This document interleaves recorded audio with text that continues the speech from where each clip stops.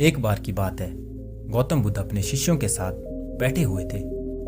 उसी समय उस राज्य के राजा वहां पहुंचे और बुद्ध से कहने लगे, हे बुद्ध, जब से मैं आपका शिष्य बना हूं तब से हर कोई मेरा शोषण कर रहा है। आपका शिष्य बनने से पहले सभी लोग मुझसे डरते थे, क्योंकि उस वक्त मैं बहुत ही कठोर था और मैं किसी को मौत की सजा सुनाने से पहले एक बार भी नहीं सोचता था।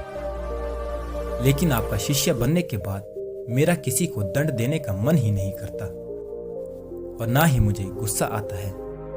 मैं शांत हो गया हूँ और सभी को दया भाव से देखता हूँ। लेकिन कुछ लोग मेरे इस बदलाव का अनुचित लाभ उठा रहे हैं और इसने मेरे राज्य के लोगों को भी एक तरह के खतरे में डाल दिया है। कृपया आप मुझे बताएं कि मुझे अब क्या करना चाहिए। राजा की यह बात सुनकर गौतम बुद्ध उन्हें एक कहानी सुनाते हैं। कहानी कुछ इस प्रकार है। एक बार एक बड़े पेड़ के नीचे एक जहरीला सांप रहता था। पेड़ एक गांव के कोने में हुआ करता था। वहां अक्सर सुबह शाम लोग बैठक लगाते थे और खूब बातें करते थे। लेकिन जब से उस पेड़ के पास उस सांप को देखा गया, तब से लोगों ने वहां जाना बंद कर दिया। लेकिन कुछ लोग तो जानबूझकर वहां सांप को देखने आया करते और उसे छेड़ा करते थे।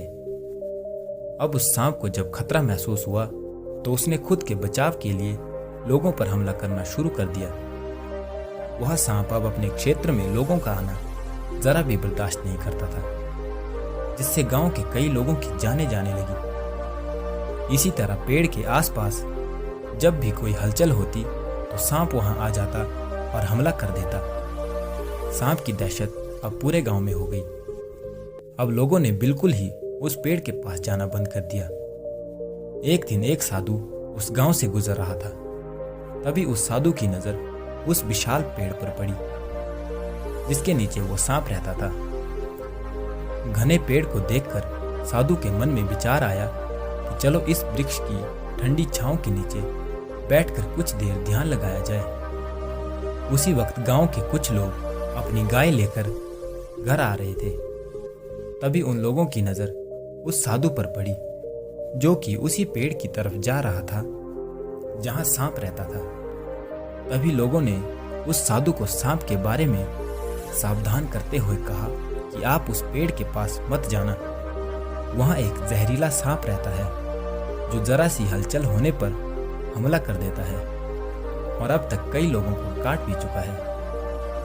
लोगों की यह बातें सुनकर साधु मुस्कुराए और उस पेड़ की तरफ चल पड़े। जगह को थोड़ा साफ करके जैसे ही साधु ध्यान करने के लिए बैठे, तभी सांप हलचल सुनकर साधु के सामने आ गया और फुंकारने लगा। फुंकार की आवाज सुन साधु की आंखें खुल जाती हैं और वह सांप को देखने लगते हैं। वह सांप की आंखों में देखते हुए एक मंत्र बोलते हैं और मुंह से फूंक मारते हैं। तभी चमत्कारिक रूप से वो सांप साधु से बातें करने लगता है। अब दोनों एक दूसरे की भाषा को समझ सकते थे। सांप साधु से कहता है, हे मनुष्य, क्या तुम मुझसे नहीं डरते? क्या तुम नहीं जानते यह मेरा क्षेत्र है और यहाँ आने की किसी की हिम्मत नहीं है? साधु ने करुणा से कहा, मित्र, इसमें डरने की क्या बात है? मैं किसी चीज से नहीं डरता, क्योंकि जब मैं जीने का लोभ ही नहीं रखता तो मृत्यु से क्या डर। सांप साधु की यह बात सुनकर चौंक गया, क्योंकि सांप की इससे पहले ऐसे कई लोगों से मुलाकात हुई थी जो उसको मारना चाहते थे या उसके डर से भाग जाया करते थे। लेकिन वह ऐसे व्यक्ति से कभी नहीं मिला जो उससे नहीं डरता। सांप साधु से इतना प्रभावित हुआ कि वह साधु के चरणों में पड़ गया और बोला, हे प्रभु, आप बिल्कुल सही कह रहे हैं। आज तक मैंने जो कुछ भी किया है अपनी जान बचाने के लिए किया है। अपने क्रोध के चलते ना जाने कितने निर्दोषों की जान ली है। इसके बाद साधु सांप को बहुत सी बातें समझाकर वहां से चला गया। साधु की बात से प्रभावित होकर सांप ने निश्चय किया कि आज से वह किसी को नहीं काटेगा। वह अपने क्रोधी स्वभाव को त्याग देता है, दूसरों को काटना बंद कर देता है। लेकिन इसका नतीजा उल्टा निकलता है। जब लोगों ने देखा कि सांप ने लोगों को तो काटना बंद कर दिया है, तो लोग उसका फायदा उठाने लगे। जो उससे दूर भागते थे वो उसके आसपास आने लगे और सांप को परेशान करने लगे। बच्चे उस पर पत्थर फेंक कर मारने लगे, जिससे सांप आए दिन हमेशा परेशान और घायल रहता था। वह बहुत दुखी था क्योंकि वह अपने जीवन का सबसे कठिन समय बिता रहा था। एक बार वह साधु फिर से उसी गांव में आ गया। वह उसी पेड़ के नीचे बैठ गया। जब साधु की नज़र उस दयनीय हालत में पड़े सांप पर पड़ी तो साधु ने उस सांप से पूछा, मित्र, तुम्हारी ये हालत कैसे हो गई?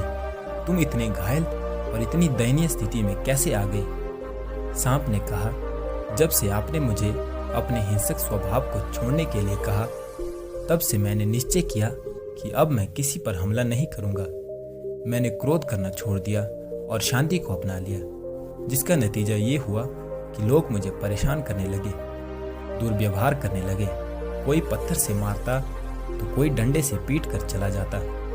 सांप की बात सुनकर साधु ने कहा, मित्र, मैंने तुमसे कहा था कि बेवजह दूसरों को मत काटो, लेकिन मैंने तुम्हें तुम्हारी आत्मरक्षा के लिए हमला करने से नहीं रोका था। कहानी सुनने के बाद बुद्ध ने राजा से कहा, हे राजन, तुमने भी मेरी बात को गलत तरीके से अपनाया। मैंने आपसे अपने कर्तव्य को छोड़ने के लिए नहीं कहा था, किंतु आप अपने कर्तव्य से विमुख हो गए। आप एक राजा हैं, अतः पूर्ण रूप से साधु की तरह व्यवहार करना आपको खतरे में डाल सकता है। तुम्हें सिर्फ अंदर से साधु की तरह रहना है और बाहर से राजा की तरह, ताकि जरूरत पड़ने पर खुद की, प्रजा की और राज्य की रक्षा कर सको।